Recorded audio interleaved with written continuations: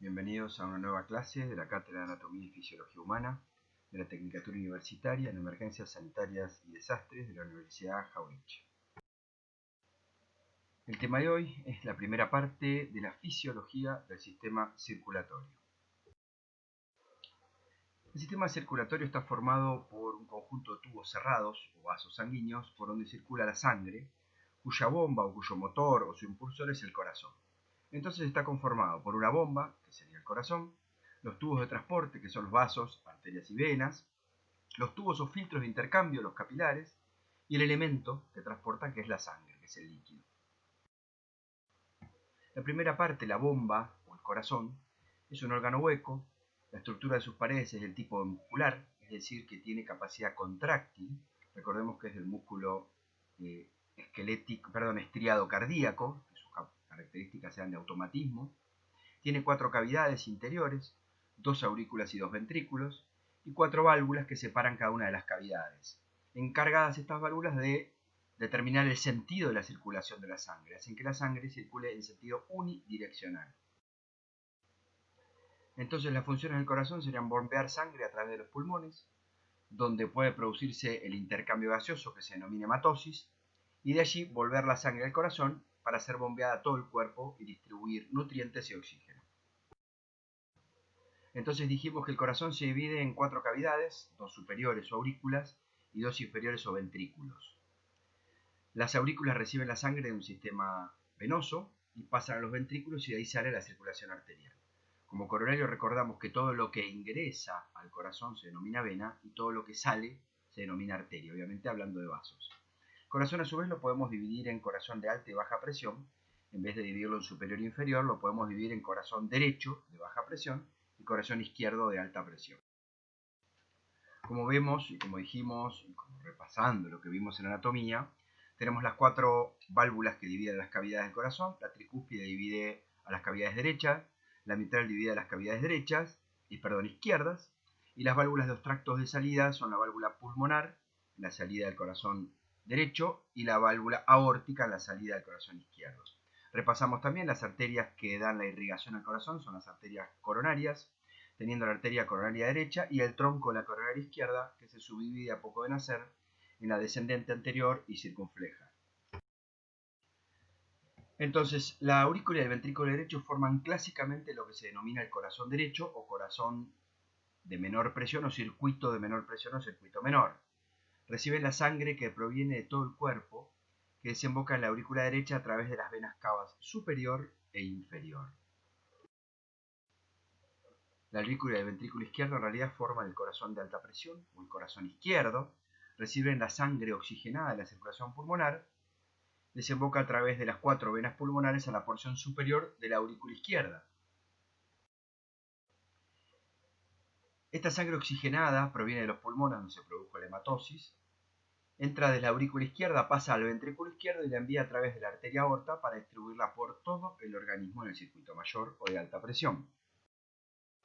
Entonces, como lo mencioné varias veces, lo vamos a dividir nuevamente. La circulación en el organismo humano tiene 2 sistemas completamente diferentes: el sistémico o mayor y el pulmonar o menor. Acá lo vemos representado. Fíjense que todo lo que está en celeste sería el circuito venoso, y si vemos dónde está la representación del corazón, todo lo que va a oxigenar el cerebro, todo lo que va a oxigenar la sangre a los pulmones sería el circuito menor, y todo lo que lleva hacia el resto de los tejidos y lo devuelve sería el circuito mayor.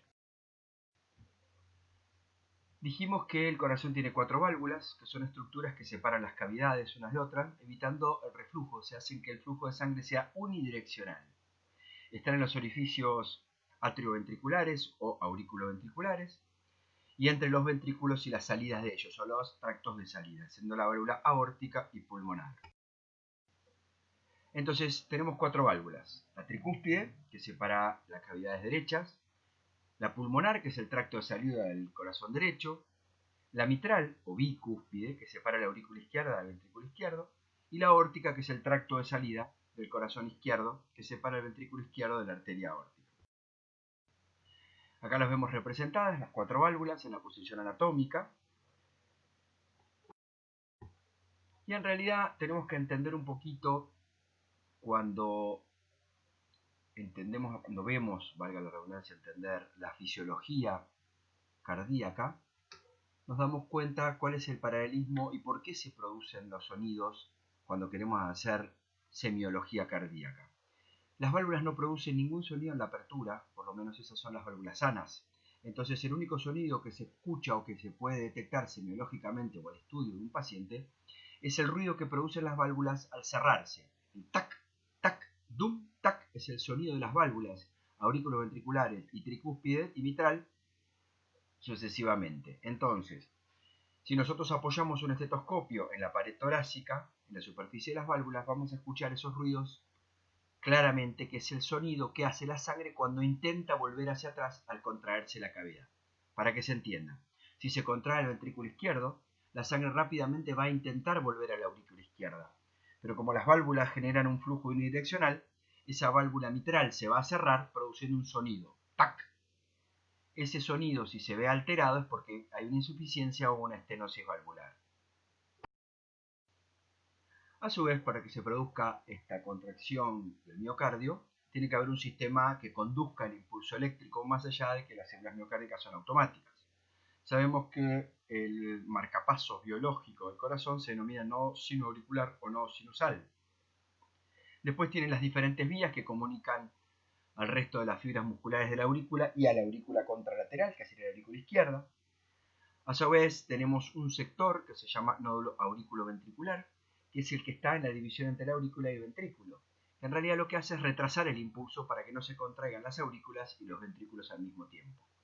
Luego el impulso eléctrico discurre por el haz de His, que va por el centro, por el tabique o el septum, el haz de Bachmann y se termina ascendiendo yendo por las paredes laterales con la red de Purkinje.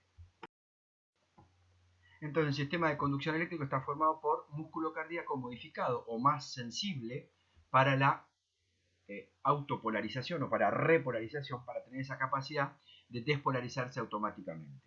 El neumogástrico o decimopar se distribuye por todo el nodo sinoauricular. ¿Y para qué es esto? Para que la influencia del sistema nervioso autónomo sobre la frecuencia cardíaca. Si nosotros tenemos que activar el sistema nervioso autónomo, como vimos en la clase pasada, por ejemplo, porque queremos escapar corriendo, porque se activa el organismo, tiene que haber una señal a nivel del decimopar que produzca taquicardia o aumento de la frecuencia cardíaca. Entonces, para tener un paralelismo de lo que fuimos hablando, fíjense que en la imagen izquierda tenemos el nodo SA, que es el nodo sinusal, que empieza a descargar, a despolarizarse, lo que hace es transmitir sus impulsos y lo que hace es comenzar a bombear sangre para que las dos aurículas empiecen a contraerse y empiecen a abrirse las válvulas auriculoventriculares para que pase la sangre a los ventrículos. Cuando los ventrículos se encuentran llenos, se contraen y la sangre empieza a pasar por la válvula aórtica y pulmonar para salir propiamente del corazón. Lo que tenemos abajo, las imágenes, es la traducción eléctrica en el electrocardiograma de las diferentes fases del ciclo cardíaco. Entonces, la primera parte, con excitación del nodo sinusal y hasta llegar al aurículo ventricular, es la excitación de las aurículas o despolarización de las aurículas. Cuando pasa esto a través del nódulo auriculoventricular, empieza la excitación ventricular o la despolarización ventricular y por último la relajación de las aurículas y ventrículos para prepararse para un nuevo ciclo cardíaco. Entonces, ¿qué características tiene la célula miocárdica? Primero, contractilidad. Los miocitos cardíacos se encuentran principalmente en ventrículos y aurículas y son los que tienen la siguiente característica, que es el automatismo, que es generar el impulso eléctrico propiamente sin necesitar la descarga eléctrica. Se encuentran los más sensibles en el nódulo sinusal, que es el marcapaso biológico. Y la otra característica que tienen es la conducción, conducir el impulso eléctrico desde los diferentes nodos hacia todas las células miocárdicas. Entonces acá podemos ver representado cómo es el sistema de conducción eléctrica del corazón. Repetimos por última vez: nodo sinusal, el tracto internodal y el haz de Bachmann para la aurícula contralateral. Llega al nódulo auriculoventricular, que retrasa el impulso en 1.1 milisegundos. De ahí se va por las ramas del haz de His y las vías de conducción laterales, que se llaman perdón, las ramas derecha y rama izquierda de las de His, y por último las filas de Purkinje que están en las paredes del ventrículo.